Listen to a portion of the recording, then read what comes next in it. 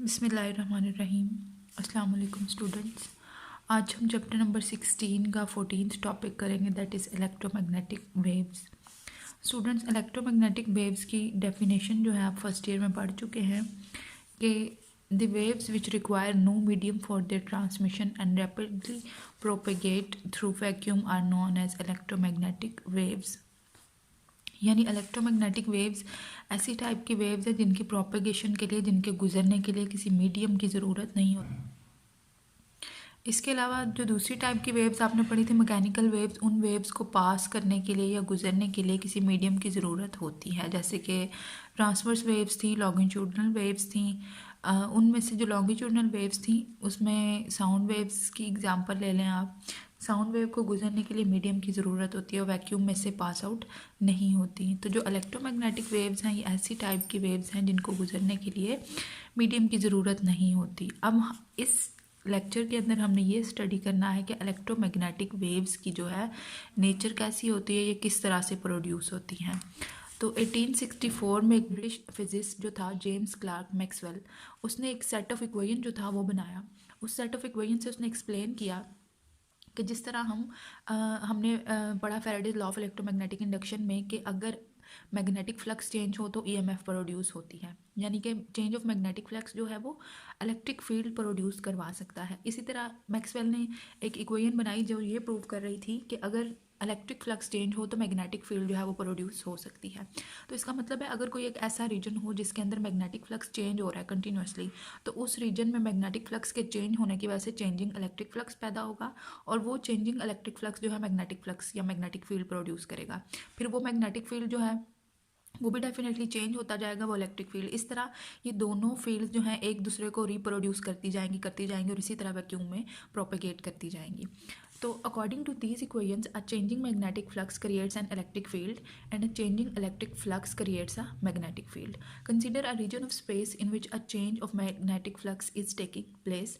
This changing magnetic flux will set up a changing electric flux in the surrounding reason.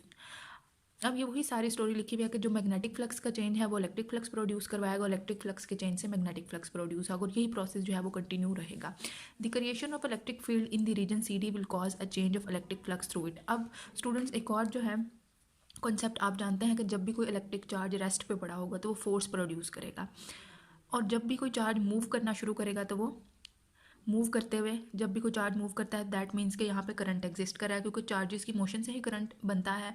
और जब भी कोई current carrying object होगा या कंडक्टर होगा उसके अराउंड मैग्नेटिक फील्ड प्रोड्यूस होगा। तो इसका मतलब है जब कोई चार्ज रेस्ट पे होता है तो वो इलेक्ट्रिक फील्ड प्रोड्यूस करता है, और जब कोई चार्ज मोशन में होता है तो वो मैग्नेटिक फील्ड प्रोड्यूस करता है। अब चार्ज अगर यूनिफॉर्मली मूव कर रहा है तो मैग्नेटिक फील्ड प्रोड्यूस करेगा, लेकिन अगर चार्ज की मोशन जो है वो यूनिफॉर्म नहीं है बल्कि उसकी वेलोसिटी वेरी कर रही है, कभी कम हो रही है कभी ज़्यादा हो रही है, दैट मीन्स कि चार्ज जो है वो एक्सेलरेट कर रहा है। तो एक्सेलरेटिंग जो चार्ज है उसकी वजह से जो उसके अराउंड मैग्नेटिक फील्ड प्रोड्यूस होगा वो मैग्नेटिक फील्ड भी बार बार चेंज होगा। दैट मीन्स कि वहाँ पे फ्लक्स चेंज हो रहा है। तो वही यहाँ पे एक जो है कंडीशन क्रिएट की गई है, ये कोई ऐसी सरफेस है जिसके अंदर से चार्जेस जो है वो एक्सेलरेट करवाए जा रहे हैं।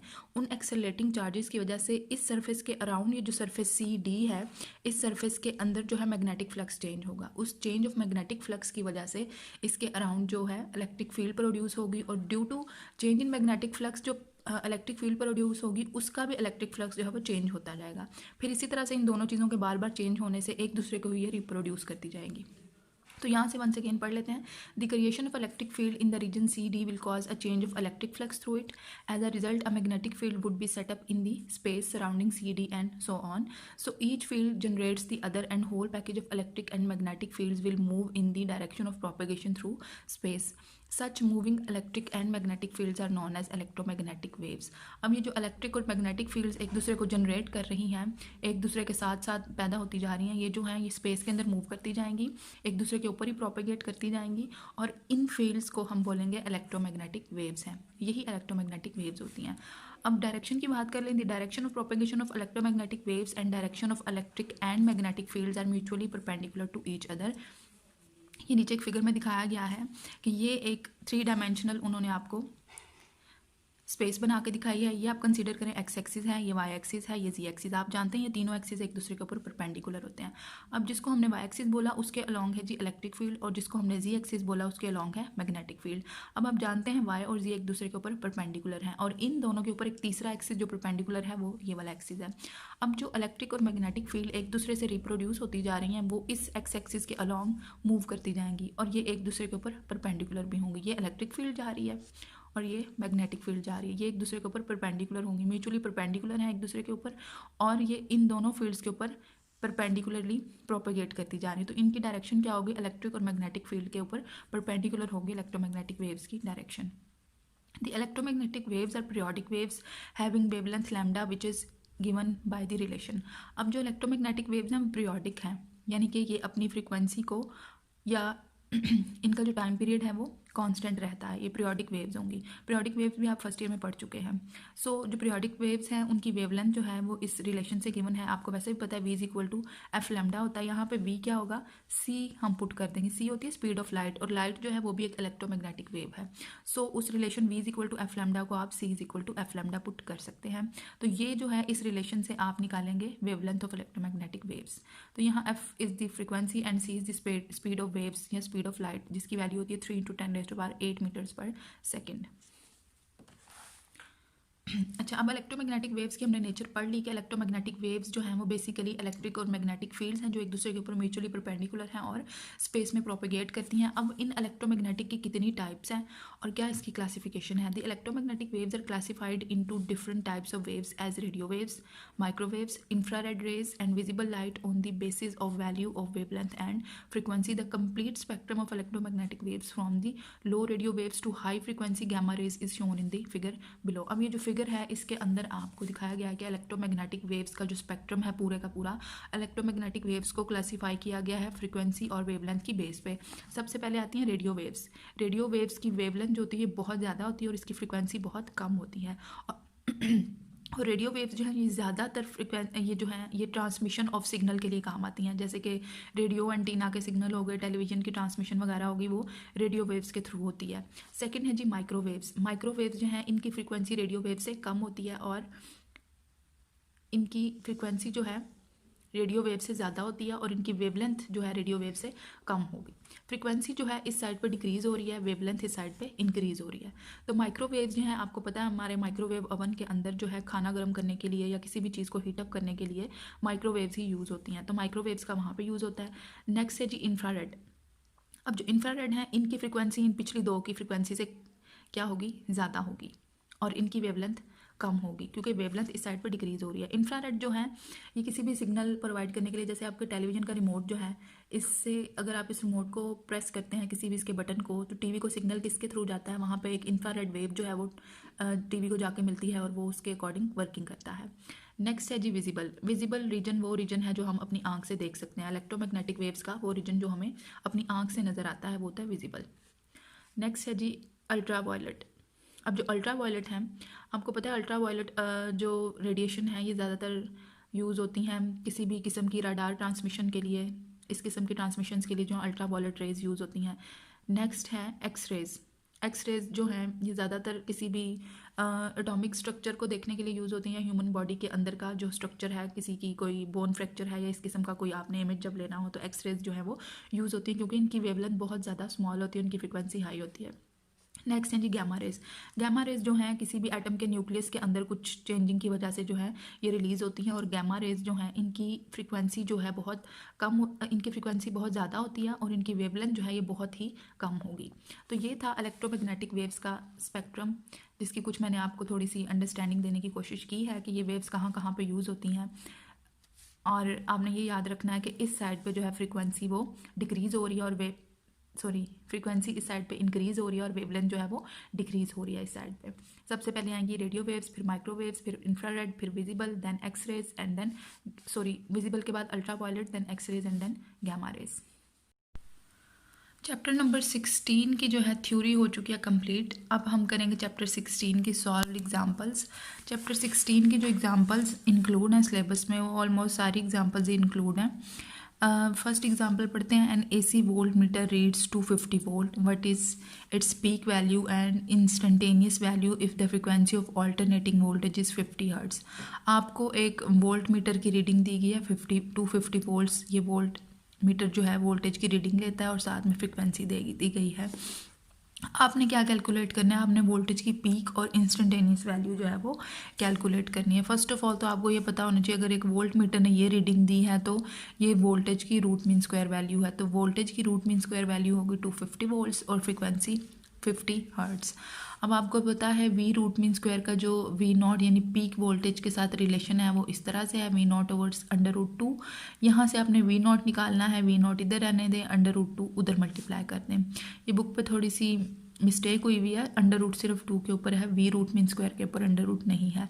तो 2 का आप √ लें, 250 को मल्टीप्लाई करें 353.5 वोल्ट, तो ये आपने वोल्टेज की पीक वैल्यू निकाल ली। अब अगर आपको फ्रीक्वेंसी दी हुई है तो आप उससे एंगुलर फ्रीक्वेंसी निकाल सकते हैं 2πf करके।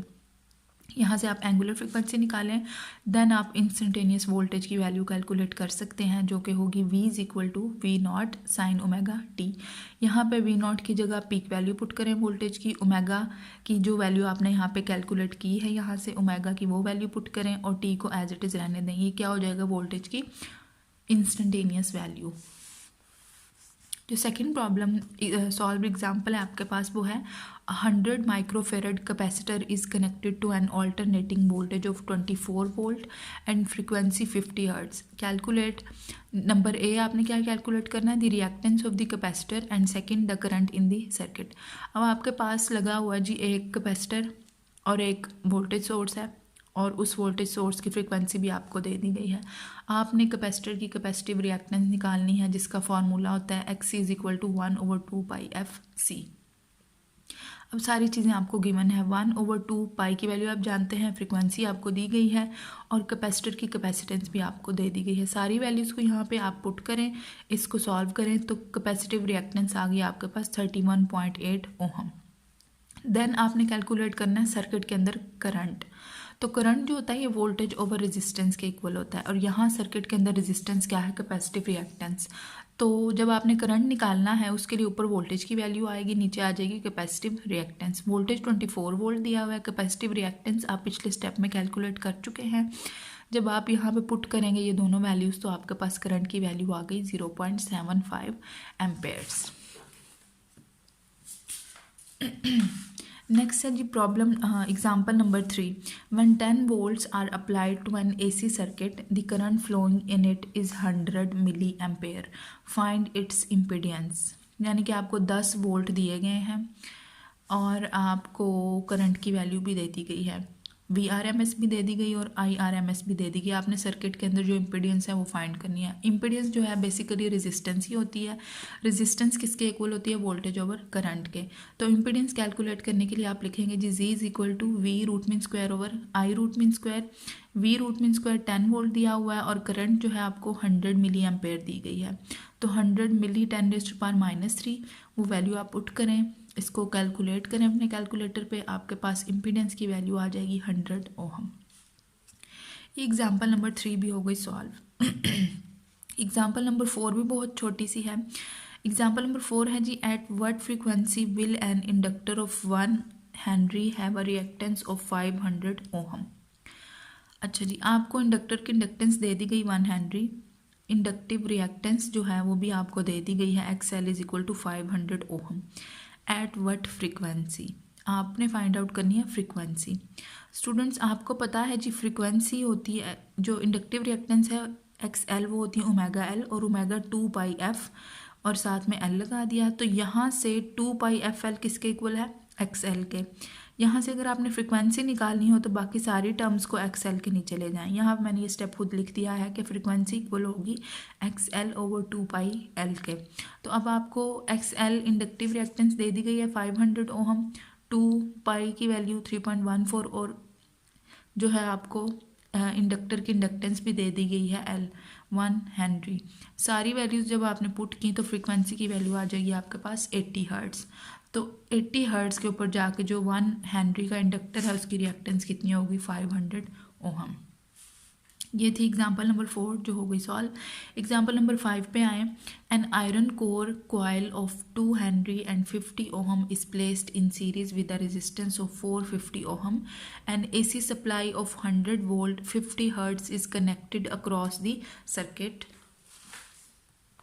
अच्छा, आपने क्या फाइंड आउट करना है? The current flowing in the coil, second phase angle between the current and voltage, यानी कि आपने थीटा फाइंड आउट करना है और करंट फाइंड आउट करनी है।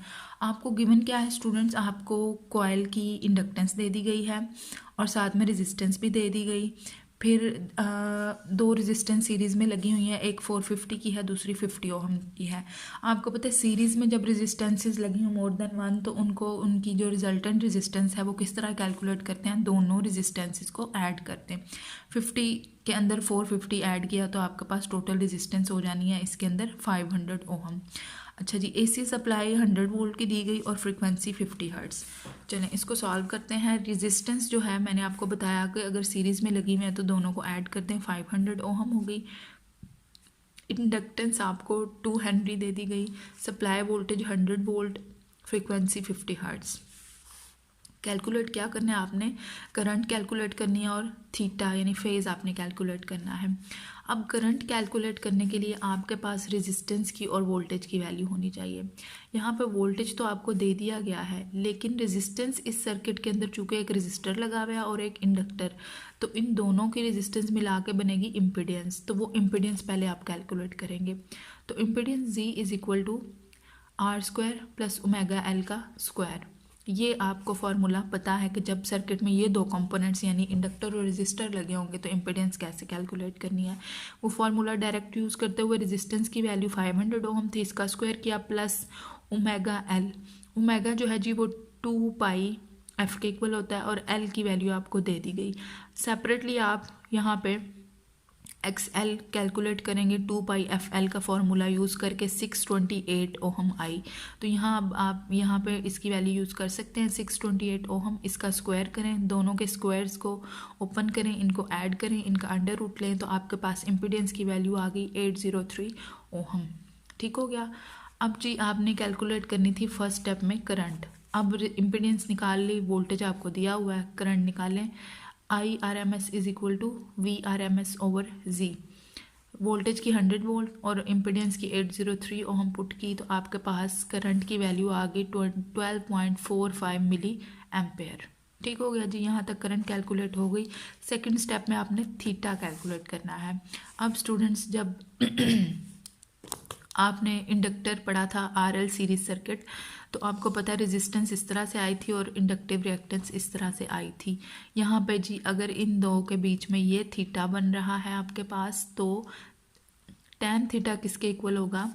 ये अगर एक कोई आपने यूं वेक्टर बनाया, ये होगी total impedance of the circuit.